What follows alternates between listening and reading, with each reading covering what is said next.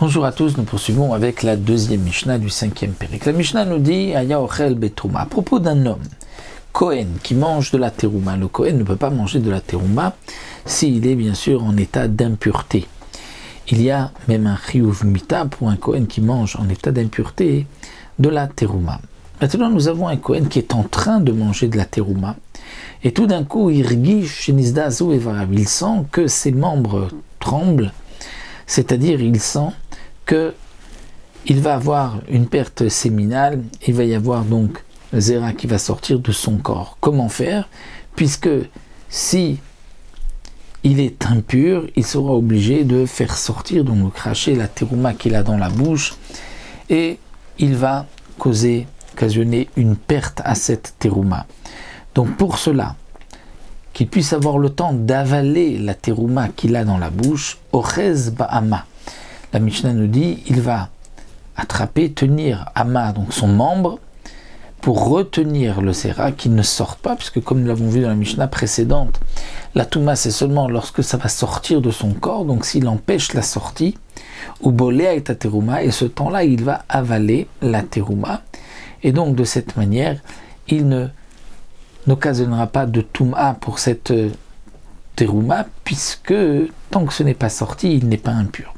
Alors c'est vrai que, rapporte le Barthénois, la question de la Gemara nous dit que celui qui tient son membre et qui urine, c'est comme s'il amène le maboul, le déluge sur le monde, puisque c'était aussi la faute du déluge.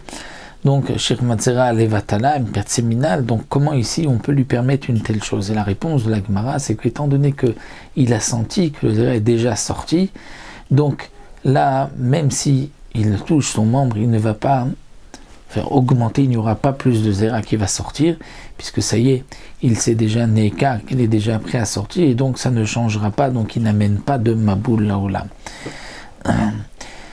par son action. Bien sûr, donc on n'explique pas pourquoi, comment il est arrivé à cela, que ses membres ont tremblé. Il a eu donc une perte, il ne s'en est pas vraiment rendu compte, puisqu'il a l'air d'être, comme on voit ici, qu'il a l'air d'être surpris, et qu'il va donc faire en sorte de vite avaler la terouma. Umetamim bechol she'u, et de même la ziva et le shirvat zera que nous avons vu, donc cette impureté de ziva et le liquide séminal qui sort va rendre impur l'homme bechol she'u, c'est-à-dire même avec un tout petit peu, un machou, même s'il y a quelque chose un peu qui sort, eh bien l'homme qui a eu cette perte de kéri, perte séminale, ou bien perte de zov, il sera impur. Même si c'est comme un grain de moutarde, et même moins encore que cela.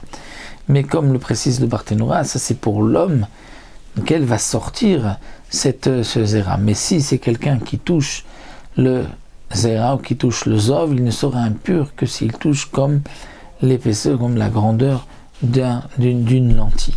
Ça c'est donc le shiur de celui qui est nogéa. Donc voici ici la Mishnah nous a donc